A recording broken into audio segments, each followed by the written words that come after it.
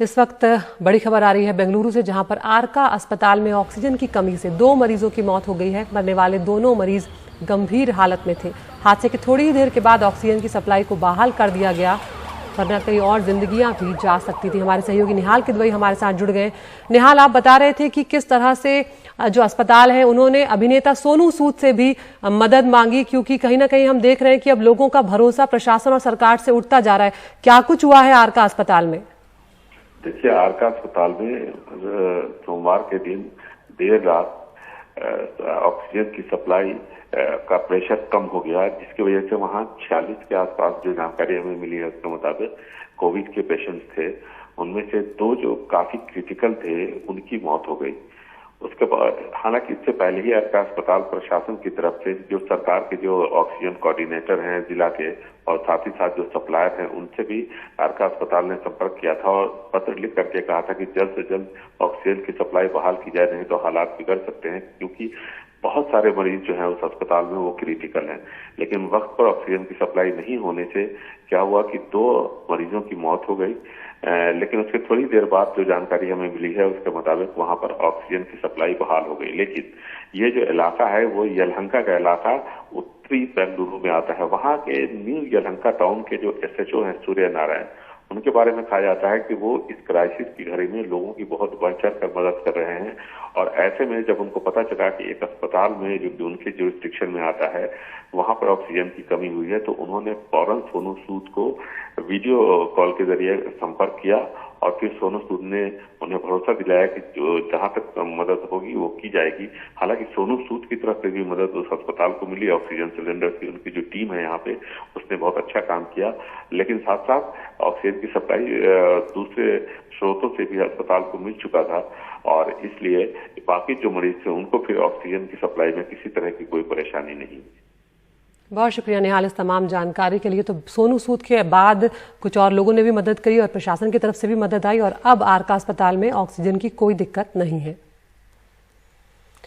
लेकिन ऑक्सीजन की किल्लत का ये सिलसिला खत्म होता हुआ नजर नहीं आ रहा। राजधानी दिल्ली में लगातार कई अस्पताल हैं जो इस किल्लत से जूझ रहे हैं और मंगलवार को दिल्ली हाईकोर्ट ने फिर से केंद्र सरकार को फटकार भी लगाई।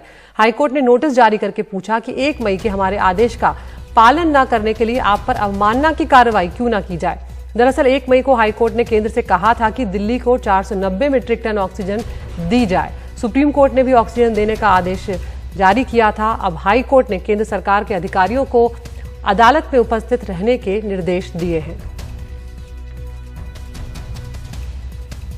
तो दिल्ली में जब मैक्स और गंगाराम जैसे बड़े अस्पताल ऑक्सीजन की किल्लत झेल रहे हैं तो आप अंदाजा लगा सकते हैं कि छोटे अस्पतालों में क्या हाल होगा।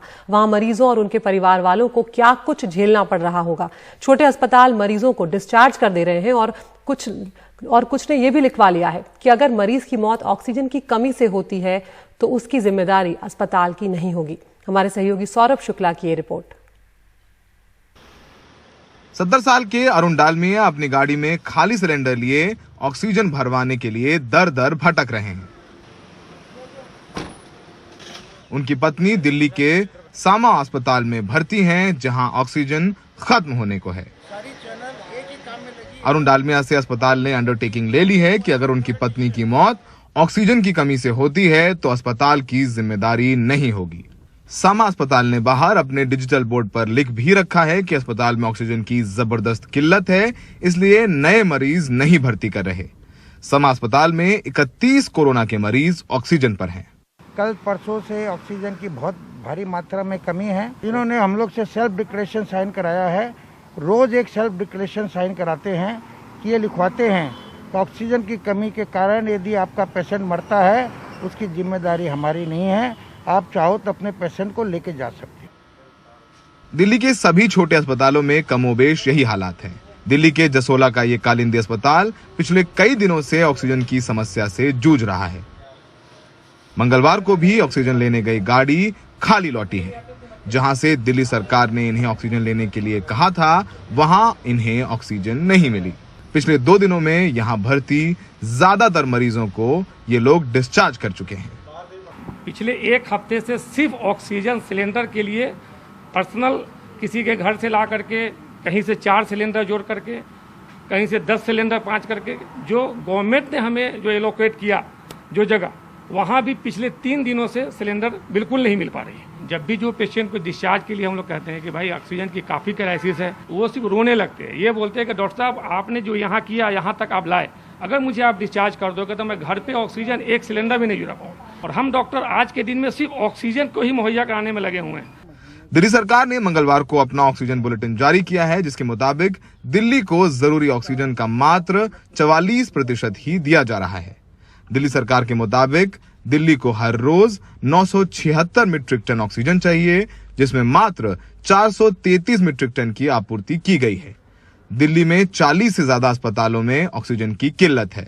जो एलोकेशन करीबी है वो कागजों पर है, वो हमारे को दिल्ली में मुहैया नहीं कराई जा रही है। हाथ में कितनी मिल रही है, दिल्ली कितनी आ रही है, वो जितनी हमें आवंटित है उतनी भी नहीं आ रही। दिल्ली सरकार और केंद्र सरकार की खींचतान के बीच नुकसान आम लोगों का हो रहा है, जो अस्पतालों में हर सांस के लिए संघर्ष कर रहे हैं। सोचिए कि जब बड़े अस्पतालों को नहीं मिल रही ऑक्सीजन, तो छोटे अस्पतालों में क्या हाल होगा, जो एक एक सिलेंडर पर निर्भर कर रहे हैं पेशेंट को ट्रीट करना। जिस तरीके से पेशेंट्स आ रहे हैं हर रोज, सरकारी में तो जगह नहीं है, प्राइवेट में जगह नहीं है, छोटे अस्पतालों में भी जगह नहीं है, और अगर जगह मिल भी रही है तो ऑक्सीजन की भारी कमी है। दिल्ली में सहयोगी संजय कौशिक के साथ सौरभ शुक्ला, एनडीटीवी इंडिया।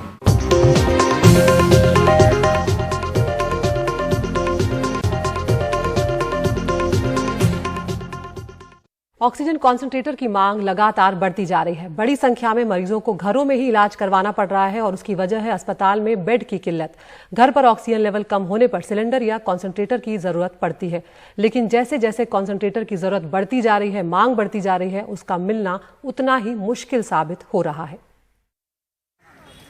हेताली देवरुखकर ने 2 दिन पहले अपनी दादी को खो दिया। कोविड की वजह से उनका ऑक्सीजन लेवल पहले 95 था और अचानक 75 पर चला गया, फिर 65 पर।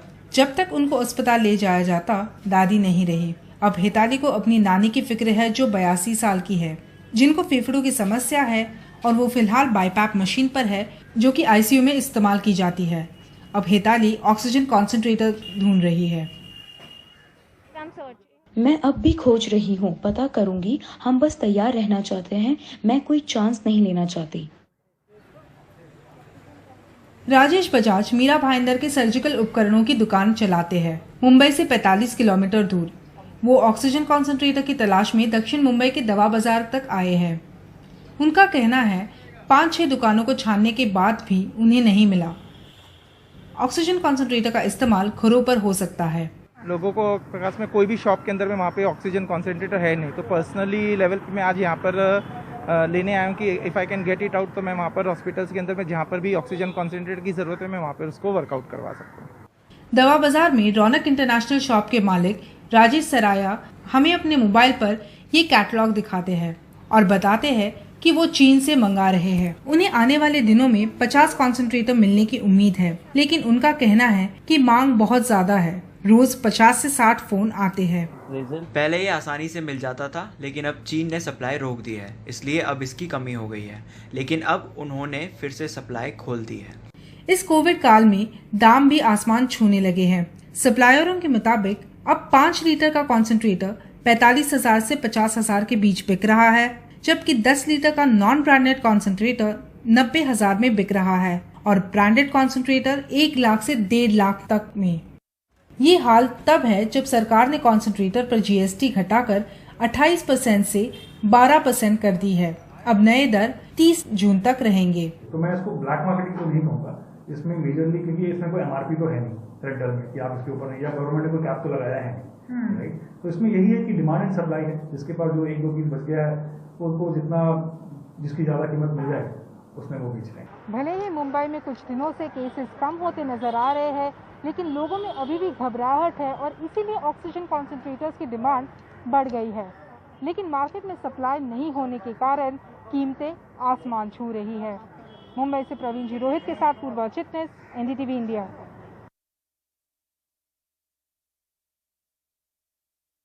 और गुड मॉर्निंग इंडिया में अब वक्त हो गया है टॉप न्यूज का। एनडीटीवी इंडिया आप यूट्यूब पर भी देख सकते हैं। रोज हम आपको दिखाते हैं 5 खबरें और आप चुन सकते हैं अपनी पसंद की खबर। तो पहली खबर है आज दिल्ली से बिहार तक ऑक्सीजन का संकट पर लगातार हाईकोर्ट जो है वो एक के बाद एक सख्त टिप्पणियां करते हुए नजर आ रहे हैं। दूसरी खबर है अब अस्पताल से अगर आप डिस्चार्ज होंगे तो आरटीपीसीआर टेस्ट करवाने की जरूरत नहीं पड़ेगी।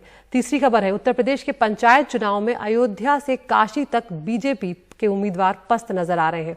और चौथी खबर बंगाल हिंसा से जुड़ी हुई है, जहां पर आज बीजेपी अब देशव्यापी धरना प्रदर्शन करने जा रही है बंगाल की हिंसा को लेकर। पांचवी खबर है कोरोना की मार को लेकर अकेले अप्रैल में 70 लाख से ज्यादा लोग बेरोजगार हुए हैं। तो इन 5 खबरों में से वो कौन सी खबर है जो आप देखना चाहते हैं, इस पोल में हिस्सा लें हमारे यूट्यूब चैनल पर जाकर और चुनें अपनी पसंद की खबर। उस खबर के हर पहलू को हम आपको विस्तार से एनडीटीवी इंडिया और उसके यूट्यूब चैनल पर दिखाएंगे। गुड मॉर्निंग इंडिया में इतना ही। नमस्कार।